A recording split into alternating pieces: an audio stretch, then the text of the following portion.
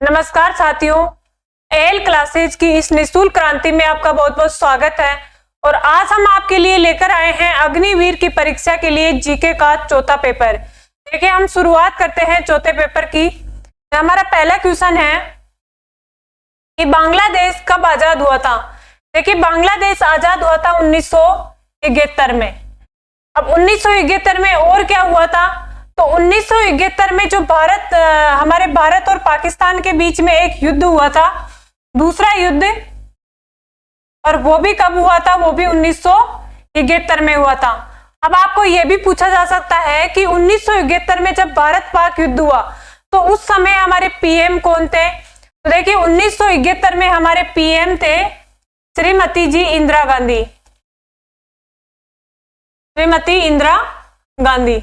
तो आप इसके साथ साथ ये भी ध्यान रखिए कि 1971 में बांग्लादेश तो आजाद हुआ, लेकिन बांग्लादेश के अलावा और क्या क्या चीजें इसमें हुई। देखिए, एक ऑप्शन में है 1962। तो 1962 में क्या हुआ था, 1962 में भारत चीन युद्ध हुआ था, भारत चीन युद्ध। भारत चीन युद्ध हुआ, लेकिन उस समय हमारे पीएम कौन थे, तो उस समय हमारे पीएम थे पंडित जवाहरलाल नेहरू जी। कौन थे? जवाहरलाल नेहरू।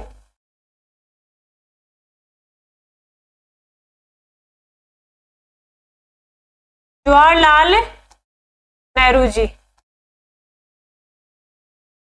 एक ऑप्शन में है 1965। तो 1965 में क्या हुआ, देखिए 1965 में भारत पाक युद्ध हुआ,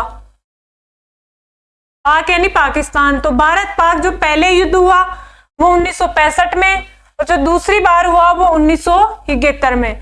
तो 1965 में हमारे पीएम कौन थे, तो 1965 में हमारे पीएम थे लाल बहादुर शास्त्री जी।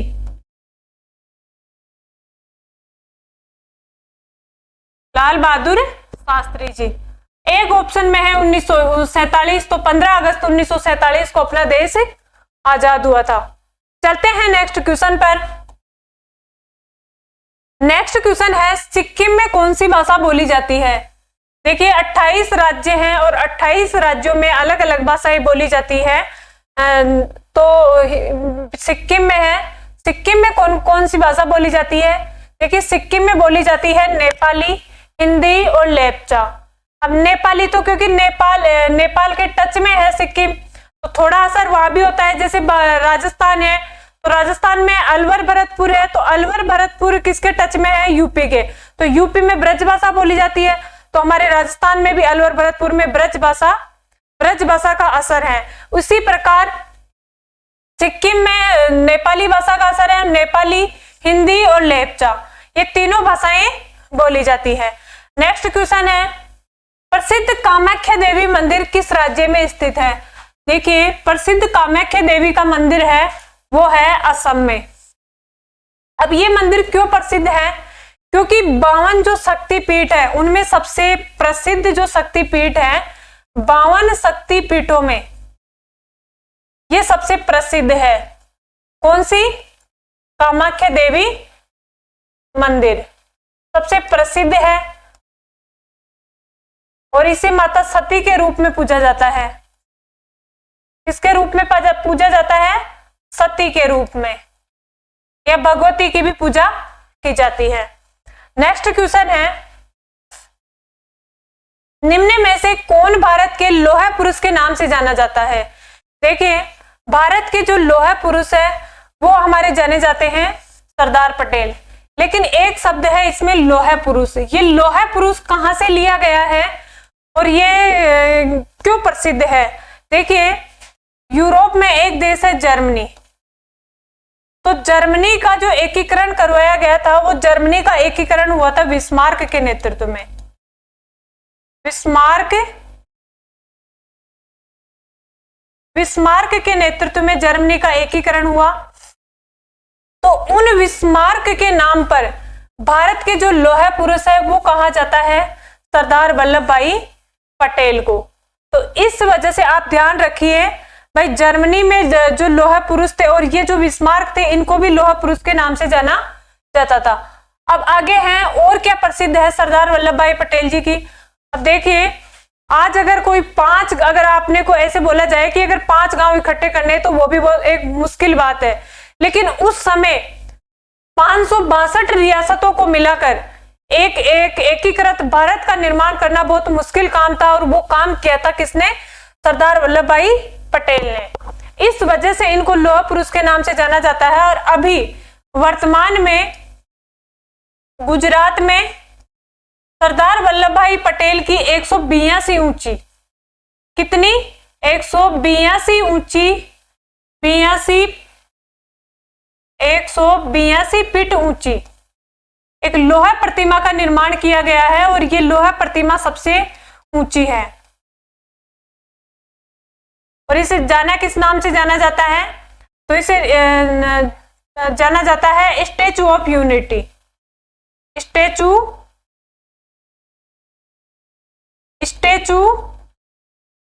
ऑफ यूनिटी यानी एकता की मूर्ति, स्टैचू ऑफ यूनिटी। तो ये भी आप ध्यान रखिए कि ये कहां है? ये है गुजरात में। नेक्स्ट क्वेश्चन है मेघालय की राजधानी क्या है? देखिए मेघालय की राजधानी है शिलोंग। क्या है? शिलोंग। एक ऑप्शन में है आइजोल, तो आइजोल किसकी राजधानी है? ये आइजोल है मिजोरम की। अब मिजोरम और मेघालय में कंफ्यूज हो जाते हैं, तो लेकिन आपको कंफ्यूज नहीं होना है, आपको याद रखना है। देखो एक शब्द है, एक शब्द से आप इसको याद रख सकते हैं। एक शब्द है आइजोल में है जो, और यहां भी क्या है? जो। तो आप इन दोनों शब्दों से याद रख सकते हैं कि आइजोल की कैपिटल क्या है? मिजोरम। और फिर ये मेघालय है, तो मेघालय में बीच में क्या है? ला, और यहां क्या है? ले। तो मेघालय ले और ला से आप याद रख सकते हैं शिलोंग। फिर है सिक्किम। सिक्किम किसकी राजधानी है? तो सिक्किम की राजधानी है गंगटोक। सिक्किम की कैपिटल क्या है? गंगटोक। और ये दार्जिलिंग है, ये दार्जिलिंग भी असम में है।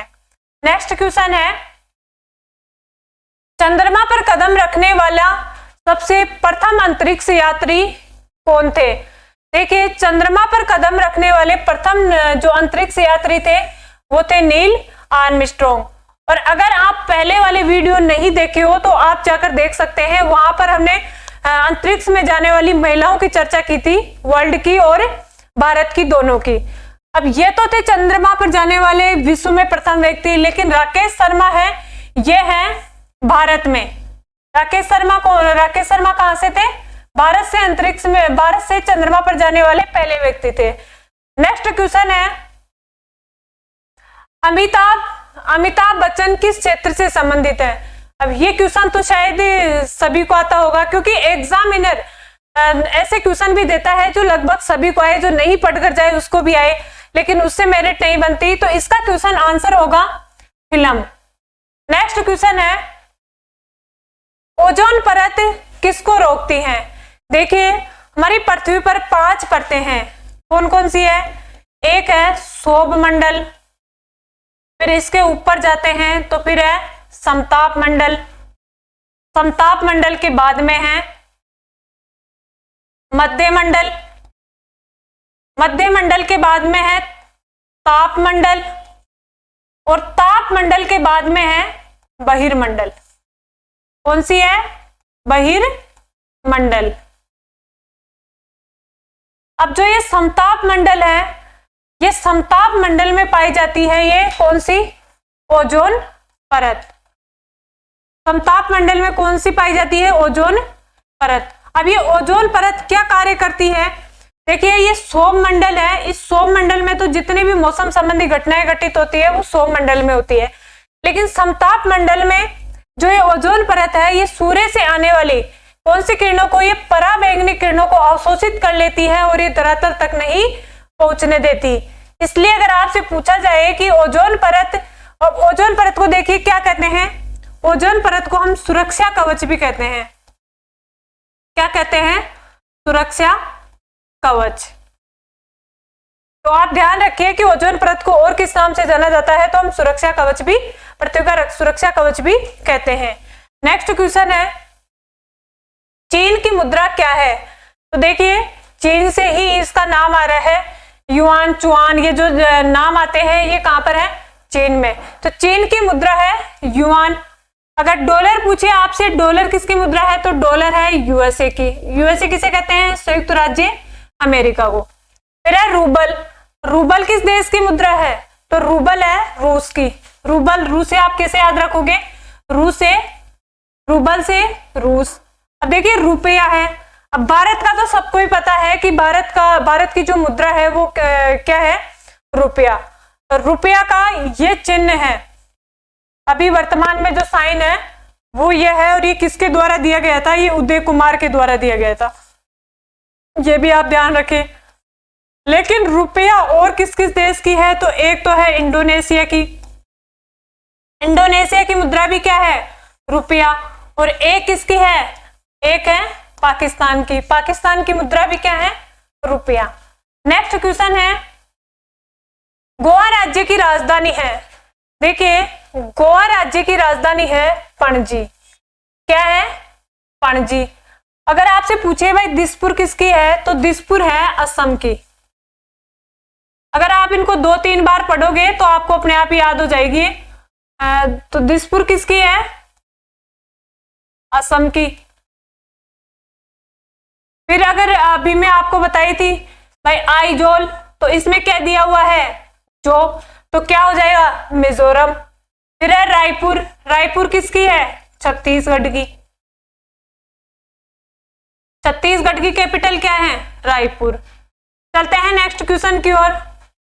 संसद की निचले सदन को क्या कहा जाता है? देखिए भारत में संसद है, और संसद का जो उल्लेख है वो कौन से अनुच्छेद तक है? वो है 79 से 122 तक। अब संसद है, संसद में 2 सदन है। एक सदन तो कौन सा है?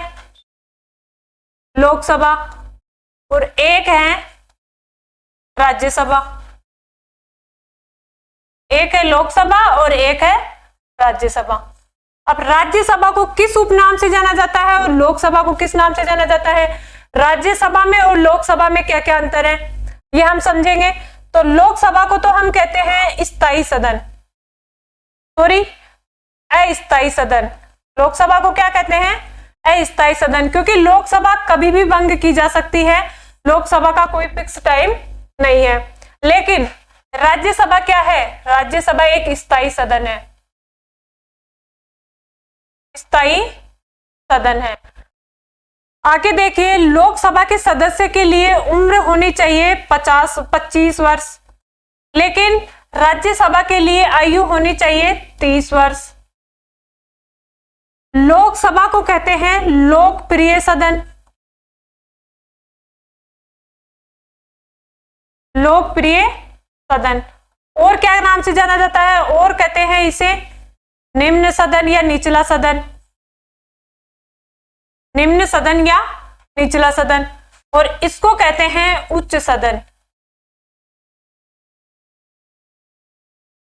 तो ये राज्यसभा और लोकसभा में अंतर है। तो हमें पूछा जाए कि निचले सदन को क्या कहते हैं, तो निचले सदन को हम कहेंगे लोकसभा, और राज्यसभा है ये है उच्च सदन। नेक्स्ट क्वेश्चन है, एक पेड़ की उम्र का पता हम कैसे लगा सकते हैं? तो एक पेड़ की उम्र का पता लगाया जाता है, जो तनों में जो उपस्थित वार्षिक छल्ले हैं उनसे हम पेड़ की उम्र का पता लगा सकते हैं। नेक्स्ट क्वेश्चन है, निम्नलिखित में से क्रिकेट से संबंधित है। देखिए क्रिकेट से संबंधित कौन सा है? तो क्रिकेट से संबंधित है बाउंसर। बाउंसर किससे संबंधित है? क्रिकेट से संबंधित। नेक्स्ट क्वेश्चन है, भारत का राष्ट्रीय जानवर कौन सा है? तो भारत का राष्ट्रीय जानवर है बाघ, जिसे हम क्या कहते हैं? टाइगर, है ना। अब और देखिए इसमें क्या क्या है। एक ऑप्शन में है ऊंट। तो जो राजस्थान का जो राजकीय पशु है अभी वो कौन सा है? ऊंट। और क्या है अब बाघ की? अब देखिए आप बाघ की क्या क्या विशेषताएं हैं। पहले तो आप देखिए कि टाइगर ऑफ मैन किसे कहते हैं। इसमें एक क्वेश्चन में आपको 10 क्वेश्चन मिलेंगे। तो टाइगर ऑफ मैन किसे कहते हैं? टाइगर, भारत में टाइगर ऑफ मैन के नाम से किसे जाना जाता है? तो वो जाने जाते हैं कैलाश सांकला जी को, कैलाश सांकला। और अगर आपसे पूछा जाए कि पहला टाइगर रिजर्व कौन सा है, तो पहला कौन सा है? Jim Corbett. और अगर आपसे पूछा जाए कि सबसे बड़ा कौन सा है, आपको सबसे बड़ा पूछे, सबसे छोटा पूछे, नवीनतम, देखिए सबसे बड़ा है आंध्र प्रदेश में है नागार्जुन सागर,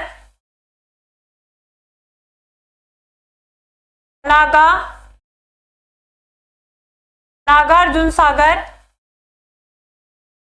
श्रीशैलम